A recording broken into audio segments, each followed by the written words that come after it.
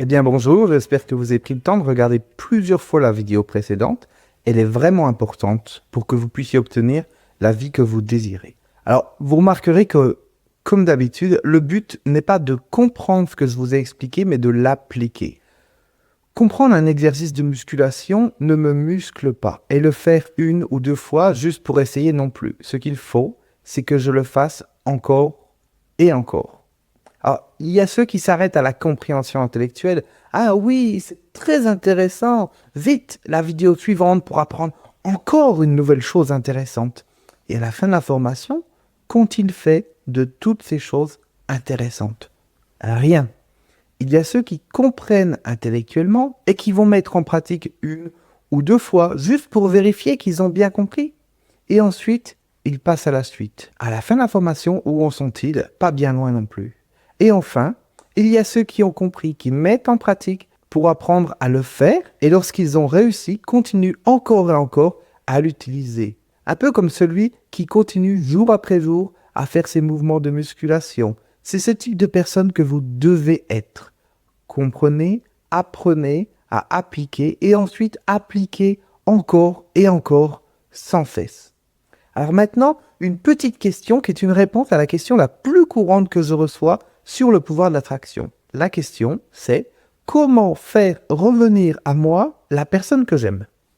Alors, je vous le dis tout de suite, je ne suis pas un marabout et je ne vais pas faire revenir votre femme ou votre mari en 48 heures chrono. Si j'étais resté avec les personnes qui ont partagé ma vie dans le passé, je ne serais pas avec la personne avec qui je suis maintenant. Quel que soit ce qu'il y a dans votre vie, l'univers a peut-être prévu mieux pour vous. Alors, soyez prêts. Je ne dis pas qu'il faut tout changer dans votre vie et absolument, cela veut dire que vous voulez absolument faire votre vie avec cette personne, par exemple, mais que la vie, elle, a peut-être de meilleurs projets pour vous. Si j'étais resté avec les personnes qui ont partagé ma vie dans le passé, je ne serais pas avec la personne avec qui je suis maintenant. Quel que soit ce qu'il y a dans votre vie, l'univers a peut-être prévu mieux pour vous. Alors, soyez prêts.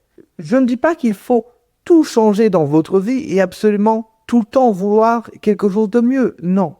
Je dis juste qu'il faut se laisser porter par la vie et parfois ne pas faire de résistance. Par exemple, vous pouvez être avec une personne avec qui vous avez l'impression de bien vous entendre. Vous pensez que c'est la personne de votre vie, mais en fait, ce n'est peut-être qu'une illusion. Vous pensez cela parce que peut-être vous êtes dans une relation de dépendance.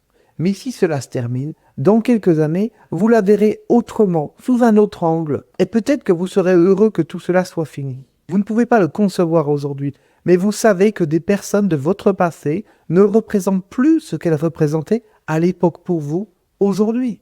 Je ne suis pas en train de vous dire que vous n'êtes pas avec la bonne personne.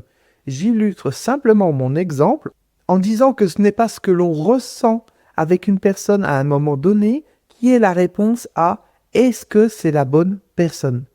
L'univers a peut-être des projets bien mieux pour vous et vous ne les découvrirez que si vous êtes attentif aux panneaux sur la route.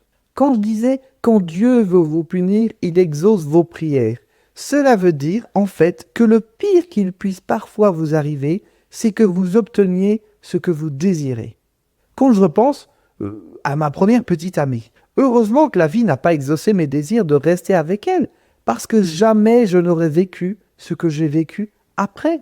C'est pour cela que ce que l'on devrait vouloir dans la vie, ce n'est pas être avec une telle personne précise, mais vouloir vivre une certaine intensité d'émotion et ensuite laisser la vie décider pour nous. Ce sera avec la personne que l'on imagine ou avec une autre. Vous comprenez? Je rajouterai une chose que souvent les gens n'aiment pas entendre. Nous sommes amoureux de l'amour, et non pas d'une personne en particulier. Nous sommes amoureux d'une sensation, d'une émotion. Cette sensation, cette émotion est liée pour l'instant à une personne, peut-être, mais que passera-t-il demain si nous ne l'aimons plus? Eh bien, nous chercherons quelqu'un d'autre. Nous cherchons un état intérieur, une qualité d'émotion. Nous sommes amoureux de l'amour et non pas de la personne. Si vous êtes attaché à la personne, vous resterez avec elle même s'il n'y a plus rien entre vous. Mais si vous vous attachez à des émotions que vous voulez ressentir, eh bien vous ferez le nécessaire pour conserver ces émotions dans votre relation au quotidien et vous serez capable de partir le jour où elles ne seront plus là.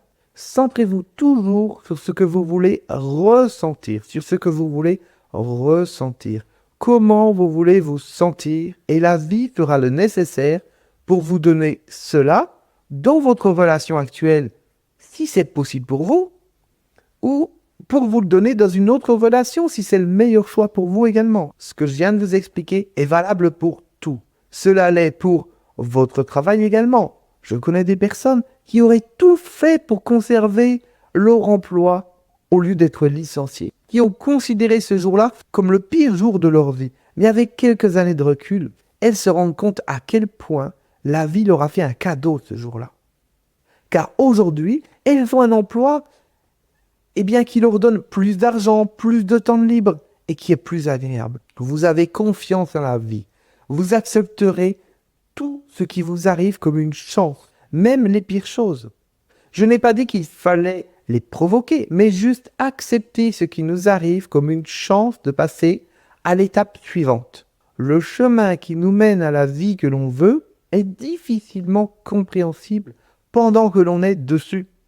Ce n'est que après coup que l'on peut comprendre les liens entre les différents événements et pourquoi ce qui nous est arrivé comme cela et quelle est son importance.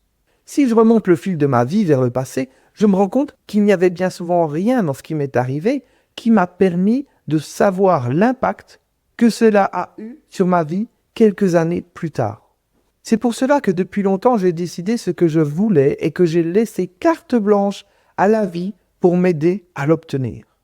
Alors, cela ne veut pas dire que j'attends bêtement que cela arrive, non.